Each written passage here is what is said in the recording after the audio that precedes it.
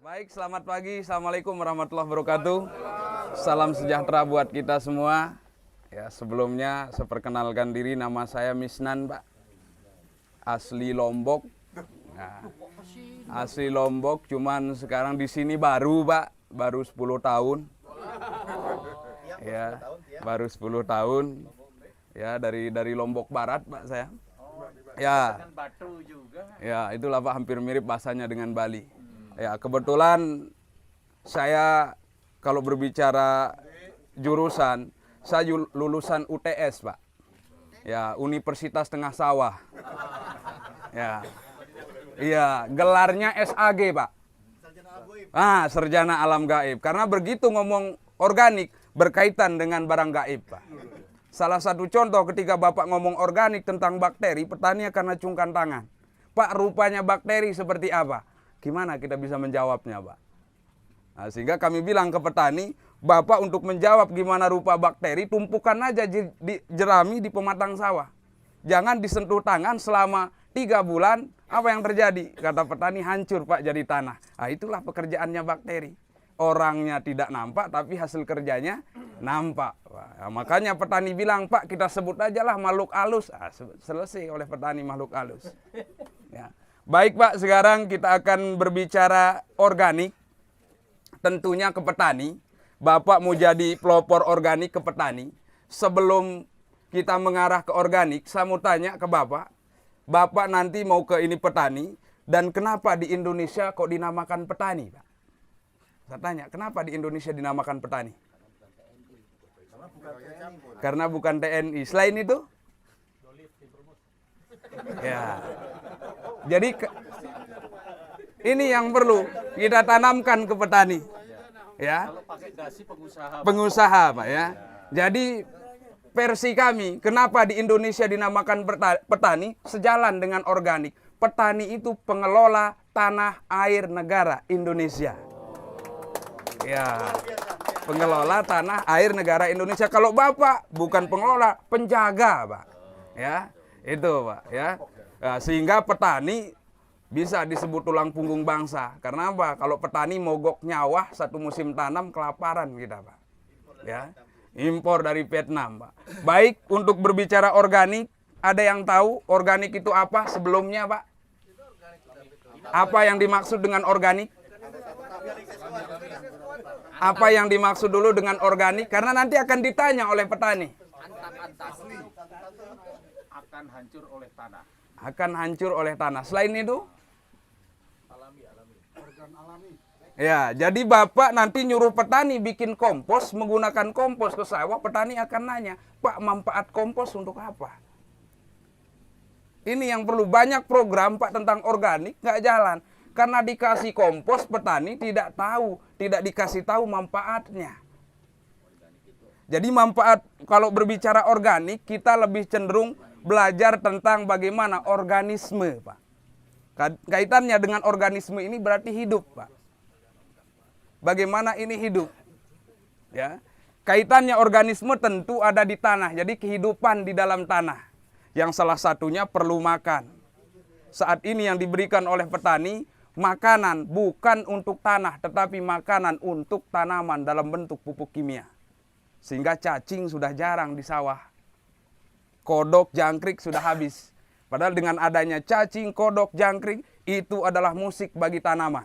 Tanaman gak hanya gemuk makan urea, tetapi perlu ada musik, Pak. Nah, musiknya gak perlu nyetelin pop rock dangdut, Pak. Kasih aja kodok, jangkrik di sawah. Itu adalah musik. Karena di bawah daun semua jenis tanaman, di bawah daun semua jenis tanaman termasuk padi, ini ada namanya stomata. Ini akan merangsang, membuka dan menutup dengan adanya suara. Suara-suara. Makanya kalau di Sunda disebut kolecer. Tahu kolecer, Pak? Baling-baling. Baling-baling itu adalah untuk mensiasati kodok jangkrik yang mati oleh pestisida. Yang buat pestisida tahu orang mana, Pak? Monsanto, Syngenta, Bayer. Nah, itu yang notabene bukan orang Indonesia. Itu. Ya. Iya. Itu Pak organik. Jadi yang kita kedepankan di organik ini bukan makanan untuk tanaman, tetapi makanan untuk tanah. Kemudian selain itu perlu air juga kita bertani organik, tapi bukan diberikan berlebihan.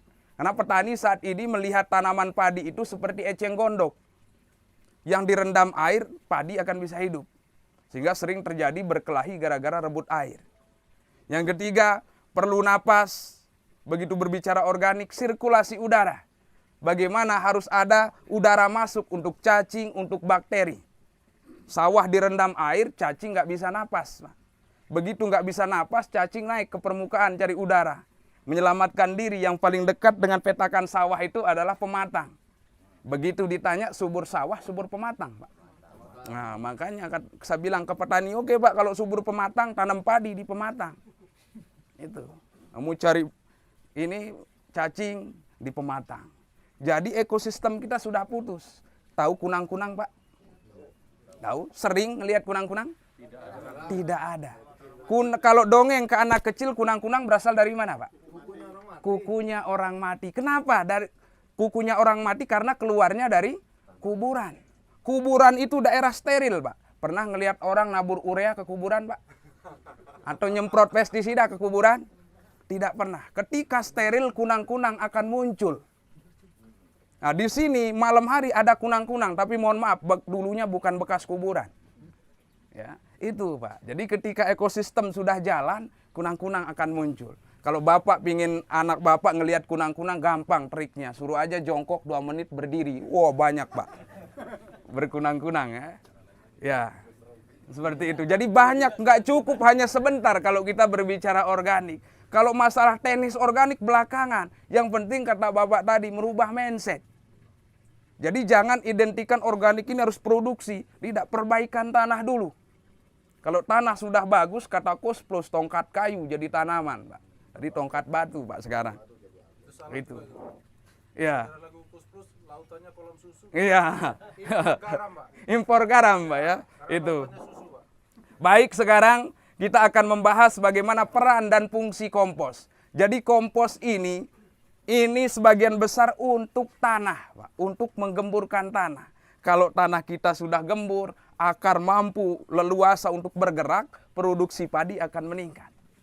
Sekarang kita berbicara ketahanan pangan yang notabene-nya harus didukung dengan swasembada. Begitu swasembada berarti yang harus dinaikkan adalah produksi. Begitu ditanya, untuk mengawali produksi ini ada beberapa item yang perlu diperhatikan. Yang pertama, metode kita nanam. Jelas nggak metode kita nanam saat ini di petani? Berapa macam metode yang itu dilakukan oleh petani. Yang itu memang sebuah pilihan kata petani, tapi belum tentu bisa jadi solusi, Pak. Yang kedua, pupuk berimbang. Yang dikatakan pupuk berimbang sekarang beredar di petani penggunaan NPK, urea, TSP, KCl. Tapi nggak pernah berimbang antara pupuk untuk tanah dengan tanaman. Kemudian pengendalian OPT-nya, Pak. Hamanya. Nggak ada cara lain, kata petani, kecuali menggunakan pestisida. Padahal kami ajak petani bagaimana? Bukan berbicara pestisida yang dahsyat, Pak. Mempelajari sifat dan karakteristik hama. Kalau sifatnya sudah ketahuan, mudah meramu obatnya. Contoh tikus. Jangan salahkan tikus datang ke sawah.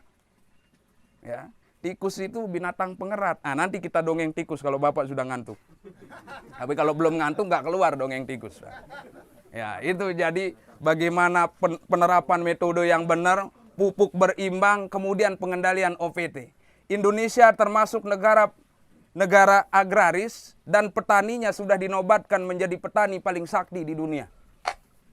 Kenapa, Pak? Orang luar negeri tahu yang disemprot racun, yang kelihatan mata doang, Pak, pakai kacamata, semua helm segala macam nyemprot. Di kita, karena sakti, nggak pakai masker, lengan pendek, nyemprot sambil ngerokok. Begitu selesai nyemprot, mual-mual. Kenapa, Pak? Belum sarapan, nyender di pematang lewat. Nggak pernah diekspos, Pak. Takut sawah dimakan tikus, pageri dengan listrik, Pak. Begitu lupa matiin, sebelum tikus kena yang punya sawah dulu kena. Hebat, Pak. Ya. Baik, Pak. Kita lanjut. Sekarang manfaat menggunakan kompos. ini gerbang menuju organik, perbaikan sifat fisik tanah. Kita akan mengawali dengan uji daya kapiler. Ini kita mendatangkan alat dari Prancis, Pak. Mereknya Danone. Danone itu Aqua, Pak, Prancis. Ya. Ini alatnya, ini simulasi sepetak sawah yang menggunakan bahan organik. Ya. Kemudian ini anggap simulasi sepetak sawah yang tidak menggunakan bahan organik. Nah, bahan organik itu bisa kompos, bisa kohe, Pak. Ya, jadi globalnya itu disebut bahan organik, bisa kompos, bisa kohe, kotoran hewan. Nah, ini dilubangi, Pak. Dilubangi, mudah sekali bikinnya. Ya, dilubangi dengan alat pemanas. Ya. Nah, ini adalah uji daya kapiler. Kenapa pentingnya daya kapiler? Ini untuk menjawab lahan-lahan petani ketika musim kemarau suka belah-belah. Retak-retak. Nah, ini. Nah, itu, Pak. Ini jawabannya. Kita mustahil bisa mendapatkan produksi tinggi atau ketahanan pangan kalau sawah kita masih belah-belah. Tetap aja 3 ton, Pak. Sehingga muncul varietas baru keluaran pemerintah. Varietas beras baru. Tahu, Pak? Varietas beras Raskin. Ya. Ya. Nah, nanti ke depannya bukan Raskin, Pak, beras sehat. Nah, apalagi didukung dengan Bapak dari TNI. Wah. Iya, semalam begitu Bapak nyampe, mana Bapak TNI-nya? Saya bilang, begitu tadi, wah serem. Saya bilang, ini yang saya temuin semalam, saya bilang. Hebat banget, Pak, iya. Ya, kemudian ini adalah uji daya kemampuan menyimpan air, Pak. Alatnya sama, kita bolong juga, ini yang lebih gede. Mudah alat ini, saya bilang ke petani, tinggal naik bus yang jurusan Bogor, Kampung Rambutan, lihat bahwa tempat duduk banyak berserakan, Pak. Ya. Jadi ini ilustrasi sepetak sawah yang tidak menggunakan kompos. Ini sawah, tanah yang sama kita campur dengan kompos. Jadi petani akan nyata bisa langsung melihat peran dan fungsi kompos. Kalau kita cerita, masuk kanan, keluar kiri. Tidur, Pak izin bentar, kata petani. Mau ke kamar mandi, hilang, nggak balik lagi. Nah, itu, Pak. Ya. Nah, kemudian kenapa perlunya kemampuan menyimpan air? Ini penting sekali untuk mengatasi petani, merubah filosofi petani bahwa padi itu adalah tanaman air. Padahal hanya perlu air. Cuman kalau kita ngomong tanpa bukti ini, udah nggak akan benar, Pak. Ya. Jadi nanti bagaimana sawah kita kering, tetapi petani akan nyenyak tidurnya. Karena sudah percaya kekuatan bahan organik. Jadi bahan organik atau kompos nanti jangan dilihat kandungan NPK-nya, tidak penting. Yang penting adalah bagaimana kapilernya, bagaimana mampu menyimpan air, yang terakhir adalah aerasi atau sirkulasi udara. Ini tanah sawah saja, kemudian ini tanah sawah yang dicampur dengan bahan organik, Pak. Sama bolong-bolong juga, Pak. Nah, baik, kita lakukan sekarang uji ini. Nah, ini yang dibilang tadi oleh Pak Nendi, 2 semester di universitas. Kalau di universitas disuruh ambil tanah, ambil nampan seperti ini, masukin tanah ke nampan, diremas. Oh, ini kerasa pasir, debu, lihat. Kalau petani nggak efektif, Pak. Begitu disuruh ngeremas, Pak, pasir semua, kata petani. Kenapa? Tangan udah keras, jadi kerasa pasir. Ya, baik, Pak. Sekarang kita akan masukkan air di sini. Di mangkok ini, ada yang mau maju, Pak, sambil mungkin dipoto? Nah, kalau ngomong dipoto, pasti langsung maju, Pak. Pak, tumpahkan ke sini aja, Pak. Ini ke sini, Pak. Ya, ini ke sini, Pak. Nah, tumpahkan ke mangkok. 1, 2, 3, Pak. Hingga tetes terakhir, jangan ragu-ragu. Nah, tenang, Bapak-bapak akan kebagian. Kalau yang kebagian SRI, Pak. Sabar, ridho, ikhlas. Nah, baik, Pak, terima kasih. Silahkan duduk kembali. Ya, ini tanah biasa, tanah sawah yang puluhan tahun dan tiap waktu menggunakan pupuk kimia, NPK, dan pestisida sintetis. Kemudian tanah yang sama kita akan kasih dengan bahan organik. Karena nanti di petani akan muncul pertanyaan, Pak, perlu berapa musim untuk langsung bisa organik? Ini jawabannya, Pak. Ya. Jadi nanti bagaimana pergerakan air resapan air dari bawah ke atas, Pak. Nah, seperti ini, Pak. Dengan adanya bolongan kan kelihatan, Pak. Kalau nggak dibolongin dijamin sampai bulan depan nggak akan naik airnya, Pak. Ya. Wah, itu, Pak. Ya. Sampai monyet pakai batu ali juga katanya, Pak, kan tadi, ya. Baik, Pak. Ya, jadi ini simulasi sepetak sawah yang tidak menggunakan kompos, ini yang menggunakan kompos. Nah, ini air ini kalau kita musim hujan seperti saat ini, kita buat lubang di tengah sawah akan ketemu air bawah tanah. Ini ilustrasi air bawah tanah, Pak. Tapi begitu musim kemarau, kita buat lubang di tengah sawah sampai sedalam 1 meter, nggak ada air. Begitu nggak ada air, indikator di atas belah-belah. Yang jadi pertanyaan bagi petani, kemana perginya air itu sehingga sawah kita belah-belah. Nah, sekarang pertanyaannya kemana pergi airnya, Pak? Apakah ke bawah, ke pinggir, atau ke atas? Kalau melihat seperti ini berarti naik ke atas atau menguap. Ya. Berarti kalau menguap naik airnya sampai di sini basah, kemudian akan ke atas. Itu sama dengan membuang air. Yang diinginkan oleh petani, airnya yang disimpan di bawah tidak basah sampai permukaan. Kira-kira kalau air naik dari bawah ke atas, ini lewat apa, Pak? Pori-pori tanah. Yang jadi pertanyaan saya, banyak pori atau sedikit pori yang membuat air dari bawah cepat naik, Pak? Ya? Banyak pori. Berarti kalau banyak pori, air dari bawah ke atas cepat naik. Kalau banyak pori, tanah kita padat atau gembur, Pak? Gembur. Berarti dengan banyak pori, tanah kita gembur, air akan cepat naik ke atas. Berarti kalau cepat naik ke atas, cepat juga sampai permukaan. Membuang air. Jadi kalau gitu, kalau sedikit pori padat atau gembur, Pak? Padat. Baik, kita lihat ilustrasi sedikit, Pak. Anggap ini adalah sumur. Ya, sumur kalau kita naikkan airnya ditimba pegel, Pak. Sekarang keluar mesin air. Mesin juga harus dengan bantuan pipa, Pak, paralon. Paralon, anggap spidol ini adalah paralon bawah. Sini mesinnya. Paralon itu kira-kira hanya punya satu lubang di ujungnya atau banyak di pinggirnya? Hanya satu di ujung. Begitu satu di ujung, kita hidupin mesinnya, kencang tidak airnya naik? Kencang, dengan satu lubang. Nah, sekarang lubang yang satu airnya kencang, diperbanyak lubangnya di pinggir. Naik tidak airnya? Tidak naik. Berarti yang membuat air naik banyak pori, sedikit pori, Pak? Sedikit pori. Kalau sedikit pori, tanah padat atau gembur? Padat. Yang selama ini belah-belah adalah tanah yang padat karena tidak ada pori-pori. Untuk membuka pori tidak bisa urea, TSP, KCl, tetap bahan organik. Itu, Pak. Sekarang urea ada yang palsu, NPK palsu. Pernah nggak ngedengar kotoran sapi palsu, Pak? Tidak. Nah itu, jadi menghindari yang palsu. Nah, nggak ada kotoran sapi yang palsu, Pak. Nah, kemudian di sini air naik ke atas, Pak. Ya, begitu air naik ke atas, ya seperti ini. Apakah hanya air saja yang naik ke atas? Mungkin Bapak kalau melihat di sawah tergenang, suka ada yang seperti warnanya seperti kalau minyak ditumpahin di air, Pak. Suka ada seperti merah.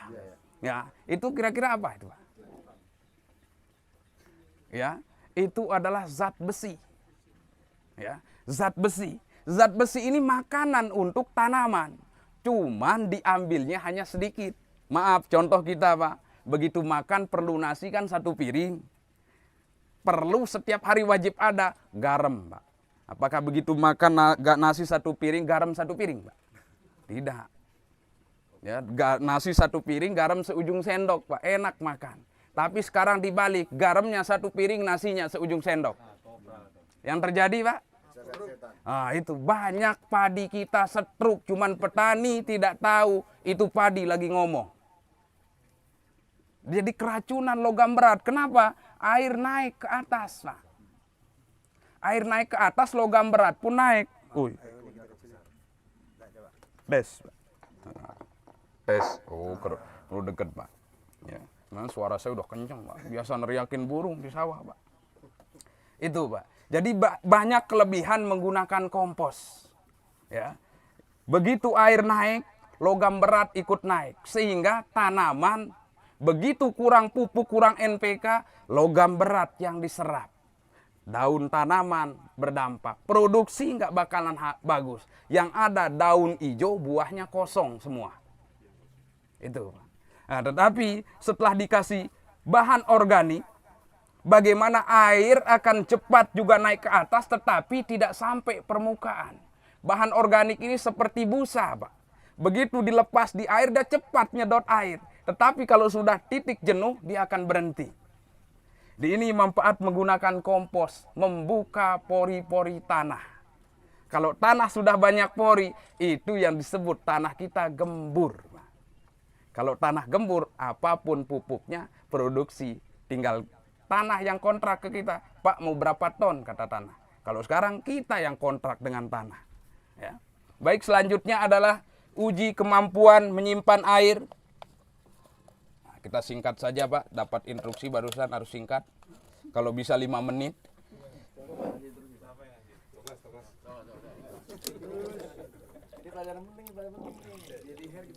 Ya. Sekarang, Pak. Ini tetap tadi bolong, Pak ya. Sekarang ada yang mau maju, Pak? 2 orang. Ya. Dipoto loh, Pak. Ya, satu lagi, Pak.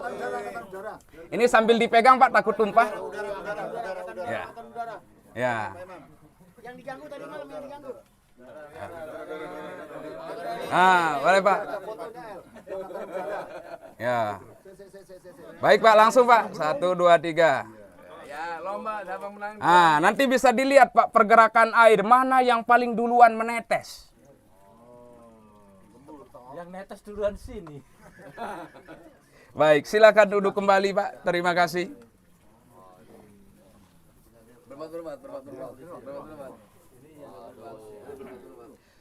Jadi bagaimana pentingnya bahan organik membuka pori, air dari bawah lambat ke atas, air dari atas kita lihat. Apakah akan lambat atau cepat? Akan cepat. Ya, ini dengan gravitasi. Kita lihat mana yang paling duluan untuk menetes. Yang kita tumpahkan tadi 500, apakah yang turun 500 atau setengahnya? Ya. Ini dengan sudah menetes, Pak. Lebih cepat. Sehingga tidak menimbulkan genangan di sawah walaupun hujan besar ya, atau irigasi berlebih, banjirnya sebentar. Ya, makanya Jakarta kalau pingin nggak banjir taburin kompos, Pak. Jalan tol lubah jadi kompos, Pak. Ya. Dulu yang nyeting Jakarta itu nggak pengalaman, Pak. Jakarta itu cocoknya jadi sawah, Pak. Kan mudah ngirigasikan dari Bogor kan, Pak. Gitu. Iya.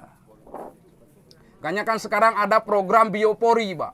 Buat lobang dikasih sampah-sampah. Cuman volume debit air sekian ribu liter, hanya bioporinya hanya 2. Nggak muat nampung, Pak. Tulisannya ke sini.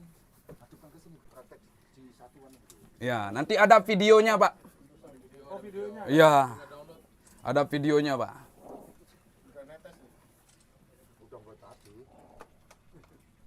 Ya, ini menandakan bahwa dengan bahan organik terbukanya pori-pori tanah. Ya, terbukanya pori-pori tanah untuk akar tanaman leluasa. Ya, kemudian bahan organik ini juga bukan hanya untuk tanah, untuk makanan cacing dan mikroorganisme atau bakteri. Cacing ini, Pak, makhluk paling mulia. 24 jam kerja nggak pernah minta honor. Ya, jangan dibunuh, Pak. Kalau banyak sawah banyak cacing di sawah, Pak, itu kita tidak perlu khawatir naburkan pupuk SP36 yang ada di toko, karena kotoran cacing itu mengandung SP36 alami. Itu udah lengkap disiapkan oleh alam, Pak. Iya. Jadi seperti itu, Pak. Ini beda dengan ini, sawah ini yang tergenang seperti ini, Pak. Petani kita nyenyak tidurnya kalau melihat sawahnya terendam air. Ya, begitu petani ngelihat seperti ini, wah, nyenyak tidurnya. Dan ini nggak akan berkelahi gara-gara rebut air petani kita, nyenyak tidur. Sekarang kan sensitif masalah air, Pak. Begitu sawah petani kering, jam 2 malam keluar bawa golok. Begitu air nggak dapat, saling bacok di sawah, Pak. Karena menganggap padi itu eceng gondok yang hanya bisa hidup kalau direndam air. Padahal hanya perlu air. Seperti itu. Ya.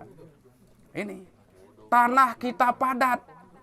Padatnya tanah kita bukan hanya dari penggunaan pupuk kimia. Terus menerus digenang seperti ini, air punya berat, Pak. Sehingga menekan tanah jadi tambah ke bawah, Pak. Akar berada di sini. Begitu digenang, apakah tidak busuk akar tanaman? Busuk. Tanaman makan 85% lewat akar. Ketika akar busuk, nggak bakalan benar produksinya. Ya, seperti itu. Kemudian petani tabur urea, Pak. Wah, nggak usah pakai ini, Pak ya. Nah, kita matiin aja, Pak. Kemudian jelas kan, Pak, suara saya kenceng? Ya. Nah, petani sekarang tabur urea, Pak. Urea itu harus sepaket dengan air. Karena kalau tabur urea nggak ada air, percuma, Pak. Sehingga petani menggenang sawah tabur urea. Nah, kondisi musim habis ditabur urea, air yang campur urea menggenang. Lambat turun ke daerah akar. Ada panas, menguap. Jadi gas metan, Indonesia dapat juara ketiga, penyumbang emisi gas rumah kaca. Hasil akhir daripada urea, CONH2 2 kali itu CH4, Pak. Menguap. Dari Sabang sampai Merauke, petani tabur urea, menguap metannya. Belum lagi dari pesta bakar jerami sehabis panen. Melebihi kebakaran hutan gambut, Pak. Jerami sekarang petani panen padi 5 ton. Jeraminya 2 kali lipat, Pak. 10 ton. 10 ton dibakar sama 5 ton dibawa pulang. Diganti, disuruh ganti dengan 300 kg urea. Sebanding tidak, Pak? Tidak sebanding 15 ton dengan 300 kilo. Tapi kalau 10 ton jerami dibikin kompos, dapat 7 ton kompos. Tidak perlu beli. Hanya dari jerami saja. Nggak perlu cari yang lain, cukup dari jerami saja. Nggak perlu harus ada kotoran ternak. Buat kompos kalau ada boleh, kalau nggak ada nggak usah. Pak, yang paling bagus kotoran kelelawar, kata petani, kalau ada. Yang paling bagus, Pak, kotoran kambing, kalau ada. Saya bilang yang paling bagus adalah kotoran onta, saya bilang, Pak. Nah, jauh di Arab, Pak. Apa bedanya jauh di Arab dengan nggak punya? Ya. Nah ini, Pak. Kemudian begitu petani mupuk, air menggenang seperti ini, urea larut dengan air, kondisi bukan panas, hujan datang. Hanyut terbawa air. Sehingga yang terjadi hari ini mupuk, 2 hari kemudian hijau daunnya bagus, 2 minggu kuning. Begitu kuning, antem lagi dengan urea. Itu, Pak. Nah, kemudian ini yang cara organik, bagaimana bertani itu nanti kering seperti ini. Penggunaan air intermittent. Kita lihat. Begitu kering seperti ini, begitu diremas banyak air. Ini yang diperlukan oleh padi, semua jenis tanaman diperlukan juga oleh cacing dan mikroorganisme. Kalau sudah tanah kita seperti ini, tinggal tanah yang akan kontrak, Pak, mau berapa ton. Kami udah biasa, petani nelpon, Pak, terima kasih. Alhamdulillah sekarang dapat panen real 13,5. Oh biasa, Pak, saya bilang. Loh, yang luar biasa berapa, Pak? 3 ton. Itu di luar dari kebiasaan kita, Pak. Ya, kalau 3 ton luar dari biasa, Pak. Ya. Ya, kita nggak usah muluk-muluk, Pak. 8 ton saja. Kalau untuk mencapai swasembada lebih, Pak. Nah, tadi yang kita tumpahkan 500, yang turun sekian, Pak. Tadi penuh ini, Pak, yang ditumpahkan, yang turun sekian. Sisanya disimpan di dalam tanah. Warna air yang kita tumpahkan bening, sekarang berubah jadi coklat. Ini ada kandungan nutrisi untuk tanaman. Nah, nutrisinya untuk tanaman sedikit dikompos, betul, tapi pengaruhnya yang besar. Itu, Pak. Ya, ini nanti bercerita tentang organik, manfaatnya ini untuk kesuburan tanah. Kalau untuk tanaman baru ke pupuk cair, Pak, nanti. Ya. Nah, kemudian selanjutnya ini adalah aerasi, Pak, sirkulasi udara.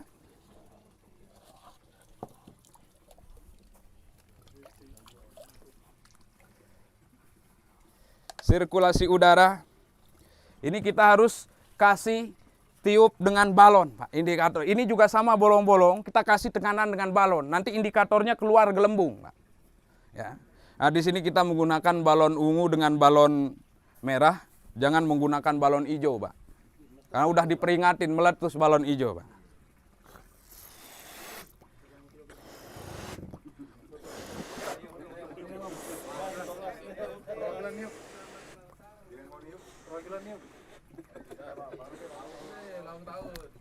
Nah, cukup, Pak. Ya. Ini tanah sawah saja.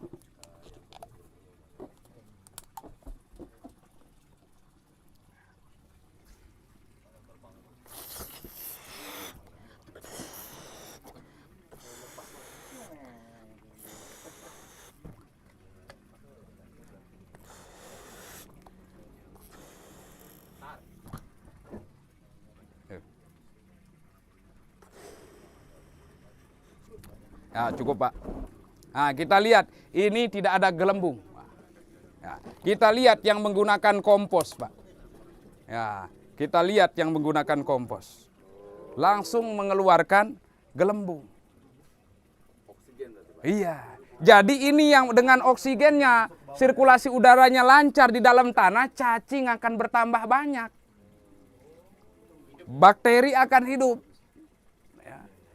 Jadi banyak cacing, banyak makanan. Ya. Seperti itu, Pak.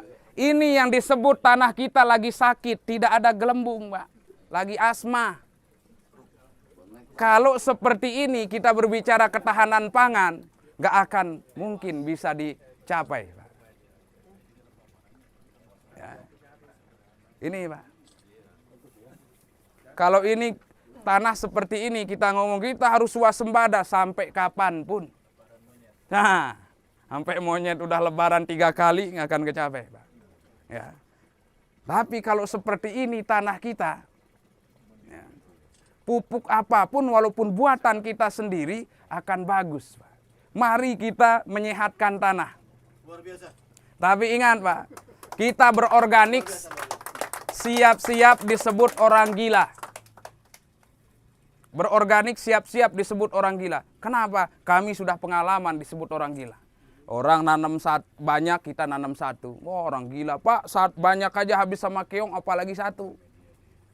Gila Bapak ini, orang mupuk pakai pupuk buatan toko, ini cari buah-buahan yang huruf terakhirnya K untuk bikin pupuk. Apa, Pak, yang huruf terakhirnya K? Pisang busuk, pepaya busuk. Disebut gila, Pak. Dari Sabang sampai Merauke saya pergi disebut gila. Akhirnya saya punya nyanyian. Kita orang gila kita. Kalau tidak gila bukan orang kita. Akhirnya nyamperin satu, ikut nyanyi orang gila tadi. 2, datang 2, ikut nyanyi gila tadi. Sampai alhamdulillah dari Kemenhan ya, Pak, datang juga. Karena begitu gila. Iya, ya itu, Pak. Karena gila ini gerakan inisiatif lestarikan alam. Bukan gila yang tidak pakai baju, Pak, ya. Nah, ini bukti nyata, Pak. Ya, kalau tanah kita sudah sehat, gembur, subur, pupuk apapun, produksi mau berapa, hayu. Itu, Pak. Ya, tanaman yang minta kontrak bukan kita. Ya, kalau hanya untuk mendapatkan 8 ton itu saya rasa bukan sesuatu pekerjaan yang harus menurunkan. Kalau orang bilang kapeleri tank baja, ini kalau untuk mendapatkan 8 ton, kita fokus saja di anakan padi, nanam 1 jadi 40, 8 ton di tangan. 1 hektar 8 ton, boleh, Pak? Setelah tanah menjadi organik, kan meningkat. Apalagi kalau dengan ditambah pupuk lagi. Boleh nggak? Itu, Pak. Ditambah pupuk urea, Pak. Itu yang disebut dengan semi organik. Ini boleh. Seperti yang di Deptan menyebutnya segan, SRI semi organik, itu pilihan, Pak. Kalau tujuannya memperbaiki tanah juga tanaman dengan dikasih, tanahnya dikasih kompos, tanamannya dikasih urea, itu pilihan, silahkan, Pak. Nggak akan ditangkap Satpol PP, saya bilang ke petani. Boleh, Pak, itu segan, Pak. Itu bagus. Ini yang lepas kontrol di kita, Pak. petani kalau berani nabur kompos dan kasih urea, ureanya akan berkurang sebenarnya. Produksinya akan naik, cuman harganya, harga berasnya tidak seperti harga beras organik, Pak. Karena di pasaran tidak ada namanya beras semi organik. Organik atau anorganik. Itu boleh, Pak, pilihan. Banyak kalau semi, untuk mendapatkan 8 ton itu terendah lah, Pak. 8 ton itu terendah dengan semi. Ya. Kita dengan organik full saja, kita sudah menguasai ininya, di lapangannya. Sehingga ini yang penting, Pak. Kasih kompos. Tadi ada yang nanya, Pak, gimana kalau lahan gambut? Nah, saya dengar lahan gambut itu adalah lahan yang kelebihan kompos, Pak. Lahan yang kelebihan kompos, ibarat Bapak isi kompos di karung, tanam padi, nggak akan tumbuh. Karena nggak ada media tanahnya. Kemudian lahan gambut itu adalah lahan yang ratusan tahun direndam air, busuk. Begitu busuk, di dalamnya yang bekerja adalah bakteri anaerob disebutnya. Asam. Makanya solusinya adalah kasih dekomposer dalam bentuk mol tadi, Pak. Kemudian kasih sedikit media tanah untuk mengikat akar, produksi bisa naik. Itu. Ya. Ya? Harus pakai tanah. Tanah. Nah. Kalau tanahnya di sekitar situ gambut juga gimana, Pak? Nah, ini, Pak. Jadi nanti beli kita ini kalau enggak pakai tanah, kita akali dengan parit, Pak. Kan biasa yang atas sudah seperti tanah, Pak. Kita keringkan, Pak. Kita genjot dengan pupuk cair atau mol. Yang buatan sendiri yang berfungsi sebagai dekomposer juga nutrisi untuk tanaman. Nah, yang sering kita anjurkan mol dari keong, itu, mol dari nasi. Ya, jadi kalau lahan gambut yang turun adalah praktisi, selesai, Pak. Tapi kalau yang turun adalah ahli meja, nggak tahu, Pak. Itu. Ahli hisab keren, Pak, kebakaran. Itu. Kalau kita ini kan untuk sawah, Pak, ya? Iya. Sawah. Kalau itu tanah di luar sawah, tanah kebun, tanah apa, apakah seperti ini juga? Terus kemudian bagaimana formulasinya? Itunya tanahnya 1 hektar atau 1 lubang berapa? Baik. Itunya? Baik, Pak. Jadi ini semua globalnya bukan hanya untuk padi, Pak. Bapak mau nanam tomat, cabai, timun, dan segala macam, perlakukan komposnya seperti ini. Harus dikasih. Justru kalau tanam cabai, tomat nggak dikasih kompos, yang keluar adalah ada yang disebut domi milju, karat daun. Kemudian yang disebut dengan layu fusarium atau layu bakteri. Pagi seger, siang layu, sore seger, 3 hari kemudian 1 hektar habis, Pak. Kalau penyakit tidak ada pilihan lain kecuali tanah. Beda dengan hama. Itu, Pak. Harus dari tanah dulu. Untuk dosisnya kompos ini saka, Pak. Dosis kompos itu berapa ton per hektar saka? Sakarepnya. Lebih banyak, lebih bagus, Pak. Anjuran kita 1 meter persegi 1 kilo. Kalau berbicara 10.000 meter persegi 10 ton, Pak. Orang Jepang kenapa bagus? Dia menggunakan 4 kilo per meter persegi. Kalau kali 10.000 meter persegi 40 ton. Makanya dia ketawa ngelihat kita hanya 7 ton, Pak. Jepang kan bahan baku kurang, di kita yang melimpah ruah hanya 7 ton, ketawa mereka. Itu. Mungkin ada pertanyaan lagi, Pak? Pak, melanjutkan, Pak, ya.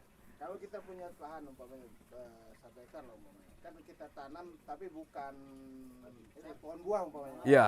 Apakah hanya di sekitar lubang yang akan kita tanami saja dikasihkan kompos itu? Nah, kalau kita hanya tanami yang di sekitar lubang itu saja, berarti kan sekitarnya enggak itu, Pak. Sedangkan Betul. jarak antara pohon buah tuh mungkin kita anggaplah 5 atau 6 meter gitu, Pak. Atau gimana, Pak? Lebih bagusnya ditebar semua. Karena kalau Bapak tanaman buah ditaruh di situ, akar itu manja. Udah ada di situ nggak akan berkembang. Tapi kalau semakin lebar, akar itu akan mencari. Terus sehingga pertumbuhannya semakin bagus. Ya kecuali yang dicor, yang ditabu lampot, itu beda, Pak. Kalau yang di ini, di lapangan atau di lahan, tabur saja, Pak. Atau di lahan nggak mau bikin kompos, rumput-rumputnya masukin ke situ.